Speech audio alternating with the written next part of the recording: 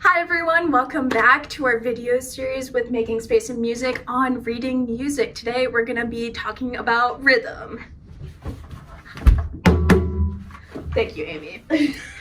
With myself, my name is Anna, and Amy Hernandez, our wonderful percussionist for the day. All right, so first thing we're going to talk about is what is rhythm? So rhythm is the pattern of sound, silence, and emphasis in music. So we're going to write that down really quick. Sound, silence, and emphasis.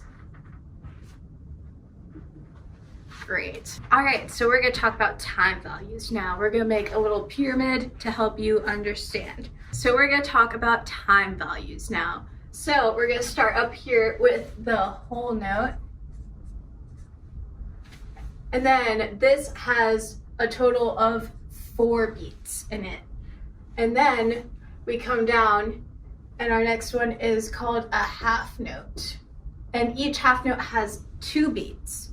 So there are 2 half notes that go into a whole note because half of 4 is 2.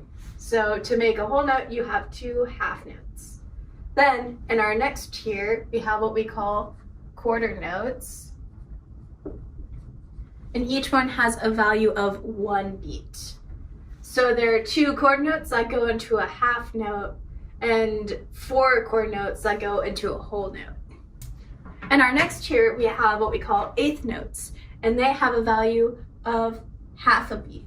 So there are 2 eighth notes that go into a quarter note, there are 4 eighth notes that go into a half note, and there are 8 eighth notes that go into a whole note. And then in our last tier here, we have 16th notes. Sorry, the notation looks really weird. We're trying our best. And they have a value of a quarter of a beat. So there's 2 16th notes that go into an eighth note, 4 16th notes that go into a quarter note, 8 16th notes that go into a half note, and 16 16th notes that go into a whole note. Bam, and there's our time value pyramid. So we talked a little bit about the values, and now we're going to talk about how to draw these notes, right? Because you saw the notes on there, and you know, we didn't show you yet. Cool. So the parts of a note, right? So this, if we're looking at a basic quarter note, right? We have the note head and the stem. Now, sometimes you'll see this notated this way with the stem going down. It all depends on what part of the staff you are on. For example,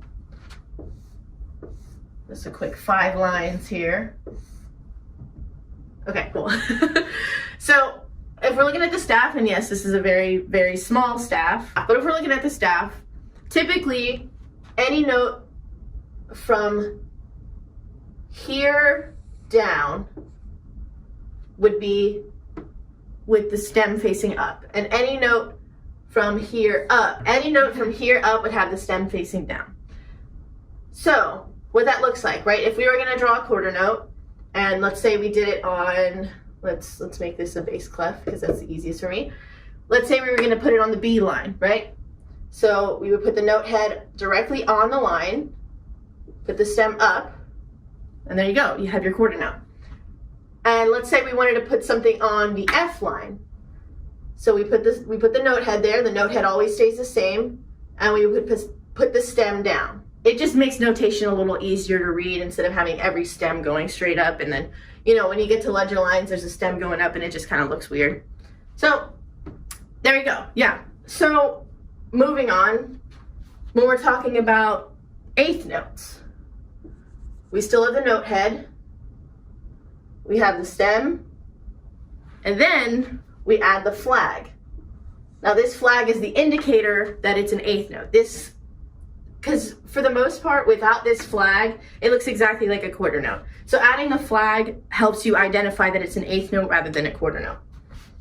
If we were to put 2 eighth notes together, because there's 2 eighth notes in a quarter note, we would draw it like this, right? We would have the note head, we would put the stem, and we would bar them together. And we would connect the two together to indicate that this segment of notation is equal to 1 beat.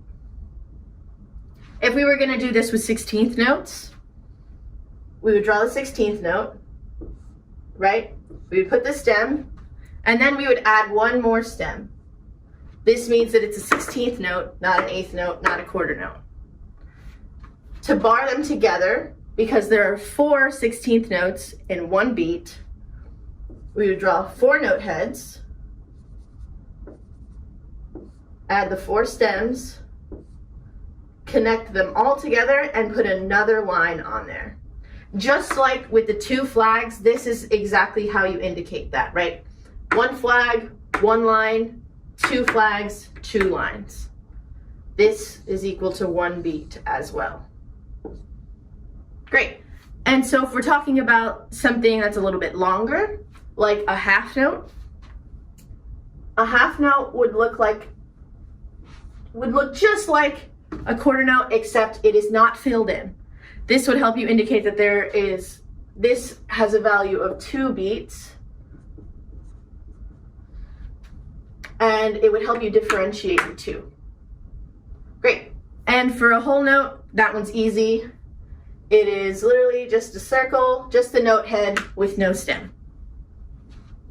And that is worth 4 beats. So if we go back to this staff, when you have the stem going up, it is always on the right side. When you have the stem facing down, it is on the left side. If we're talking about 8th notes and 16th notes on the staff, and the notes are going up, and you get past the point where you get past this point and you think, oh, well, I guess the notes have to switch up. Here's what you got to do, right? So let's say we're looking at bass clef. Cool. And let's do 16th notes for now, right? So let's say we have a 16th note on the B line, 16th note on the D line, 16th note on the F line, and a 16th note on the D line again.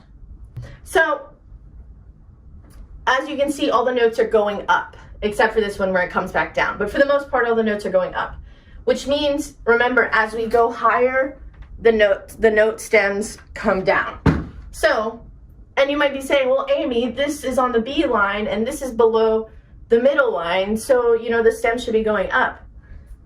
But the majority of the notes are on the D line or the middle line going up.